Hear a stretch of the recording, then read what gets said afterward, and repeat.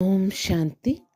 இன்று அறிவோமா ஆன்மீக பகுதியில் நம் வாழ்வில் ஆன்மீகம் ஏன் தேவைப்படுகிறது என்ற தலைப்பை பற்றி பார்க்கலாம்.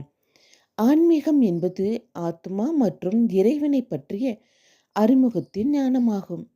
அத்துடன் சரியான செயல்கள் என்பவை என்ன, தவறான செயல்கள் என்பவை என்ன, மேலும் ஆத்ம உணர்வில் உள்ள நம்பிக்கையின் அடிப்படையிலான சரியான செயல்களை தேர்ந்தெடுப்பதன் மூலம் நமது விதியை எவ்வாறு அழகாக ஆக்கிக்கொள்வது, மேலும் நமது வாழ்க்கையில் இறைவனை ஒரு நல்ல நேர்மறையான உறவாக எவ்வாறு ஆக்கிக்கொள்வது போன்ற நமது வாழ்க்கையின் பல்வேறு பரிணாமங்களை பற்றிய ஞானத்தின் அறிமுகம் ஆகும்.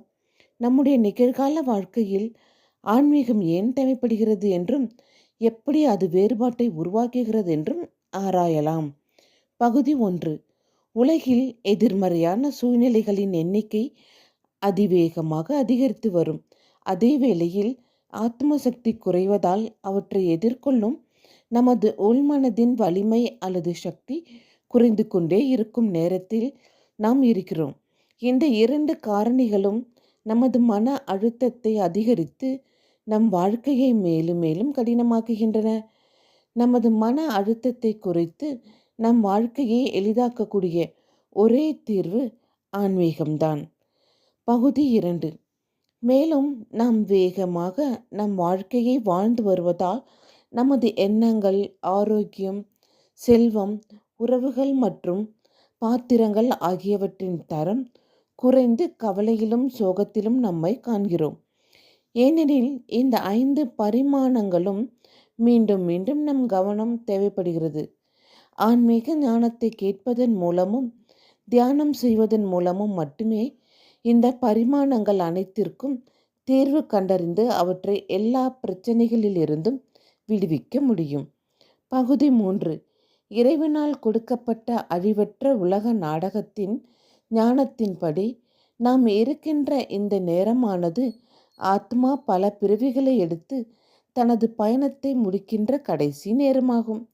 இந்த நேரத்தில் ஆத்மா தனது நீண்ட பயணத்தின் காரணத்தினால் தனது ஞானம், குணங்கள், சக்திகள் மற்றும் திறன்கள் அனைத்தையும் இழந்து நிற்கிறது. மேலும் ஆத்மா தற்போது தூய்மையாகவோ நேர்மறையாகவோ இருக்கவில்லை. இறைவனுடன் தொடர்பு வைப்பதன் மூலமாக நாம் நம்மை இவை அனைத்தினாலும் நிறைத்து கொள்ள முடியும். மேலும் ஆத்ம லோகத்திற்கு சிறிது காலத்திற்கு சென்று திரும்பிய பிறகு மறுபடியும் பல பிறவிகளுக்கான நீண்ட பயணத்தை தொடங்க முடியும். பகுதி 4. இன்று நாம் இந்த உடல் மீது அதிகப்படியான பற்று வைத்திருக்கிறோம். அதனால் காமம், கோபம், பேராசை, பற்று, அகங்காரம், வெறுப்பு, பொறாமை, பயம் போன்ற பலகீனங்கள் நமது இயல்பாக ஆகிவிட்டன. அத்துடன் நமது ஆன்மீக சுயம் மற்றும் இறைவன் பரமாத்மாவோடு நமது மனதின் தொடர்பையும் இழந்துவிட்டோம். ஆன்மீகத்தால் மட்டுமே ஆத்மாவை சுத்தப்படுத்தி இந்த ஆன்மீக வியாதிகள் அல்லது நோய்களிலிருந்து விடுவிக்க முடியும். ஓம் சாந்தி.